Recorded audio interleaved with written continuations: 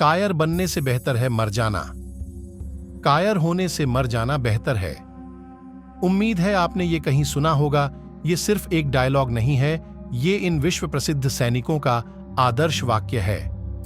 हाँ, हम बात कर रहे हैं बहादुर नेपाली गोरखा सेना के बारे में। आज इस वीडियो में हम बात करेंगे कि दुनिया गोरखा सेना को क्यों नियुक्त करना चाहती है, क्या कारण हो सकता है। आइए इस पर ठीक से चर्चा करें। लेकिन वीडियो शुरू करने से पहले अगर आप असली नेपाली और भारतीय हैं तो आपको हमारे चैनल को सब्सक्राइब करना होगा। चलिए वीडियो शुरू करते हैं। गोरखाओं का पहली बार अंग्रेजों से सामना 1814 में एंग्लो नेपाली युद्ध, जिसे गोरखा युद्ध भी कहा जाता है, के दौरान हुआ था। इस युद्ध के दौरान ब्रिटिश ईस्ट इंडिया कंपनी की मुलाकात एक अद्वितीय और सशक्त शक्ति गोरखा शहर राज्य एक सामंती पहाड़ी गांव से हुई थी, जो अब पश्चिमी नेपाल है और वह स्थान है जहां से गोरखा अपना नाम लेते हैं, जिसका नेतृत्व इसके गतिशील राजा पृथ्वी नारायण शाह करते हैं। जब 1816 में युद्ध समाप्त हुआ तो अंग्रेज गोरखाओं के सैन्य कौशल और सम्मानजनक रणनीति से इतने प्रभावित हुए कि उन्हें ब्रिटिश सेना, ब्रिटिश ईस्ट इंडिया कंपनी की सेना में स्वेच्छा से सेवा देने के लिए आमंत्रित किया गया। इन स्वयंसेवकों ने गोरखा ब्रिगेड की पहली रेजिमेंट बनाई और इस समय से नेपाल के साथ ब्रिटेन की दोस्ती शुरू हुई। एक ऐसा देश जो तब से एक कट्टर सहयोगी साबित हुआ है। वास्तव में एशिया में नेपाल सबसे पुराना सहयोगी है।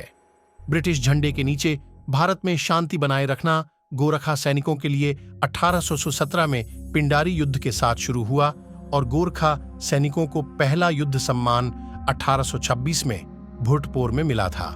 दो वरिष्ठ रेजिमेंटों ने 1846 में प्रथम सिख युद्ध की कठिन लड़ाई में खुद को प्रतिष्ठित किया और 1848 के दूसरे सिख युद्ध में सेवा के लिए नेपाली सेना की 6 रेजिमेंटों को ईस्ट इंडिया कंपनी को पेश किया गया था। वे ब्रिटिश सेना और भारत सेना का एक अभिन्न अंग बने हुए हैं। दुनिया भर में किसी भी क्षण तैनात होने के लिए तैयार हैं। नेपाली गोरखा सेना सिर्फ ब्रिटेन में ही नहीं, भारत में भी है। भारत में गोरखा सेना की उपस्थिति वास्तव में भारत को गौरवान्वित करती है।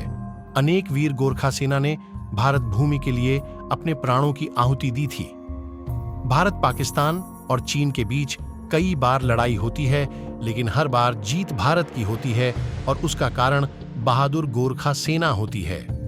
ऐसा कहा जाता है कि युद्ध के लिए नेपाली गोरखा सेना के समूह को अपनी ओर आता देख 1000 पाकिस्तानी सेना भाग गई। एक बार जब नेपाली गोरखा लड़ाई शुरू कर देते हैं तो वे रुकते नहीं हैं, इसलिए सभी पाकिस्तानी और चीनी सैनिक भाग जाते हैं।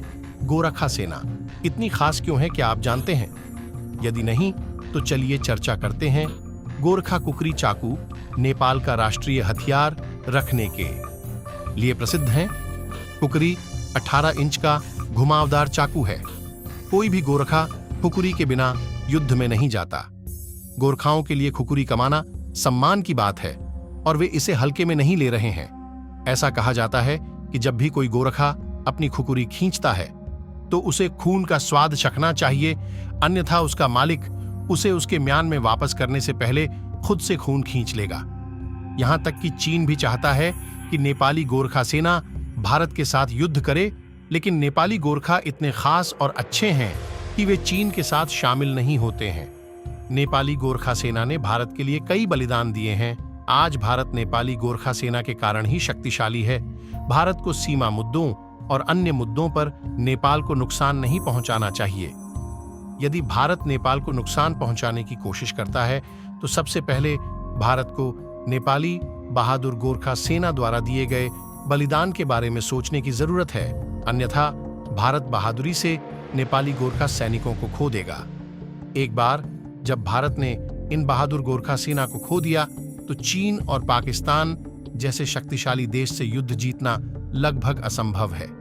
इसलिए हमें अपने नेपाली भाइयों बहनों के साथ साथ अपने बहादुर नेपाली सैनिकों से भी प्यार करना चाहिए। मुझे उम्मीद है कि आपको यह वीडियो पसंद आएगा।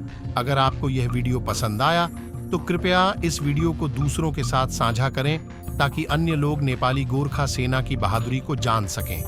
जय नेपाल, जय भारत, रिश्ता 1000 साल अमर रहे।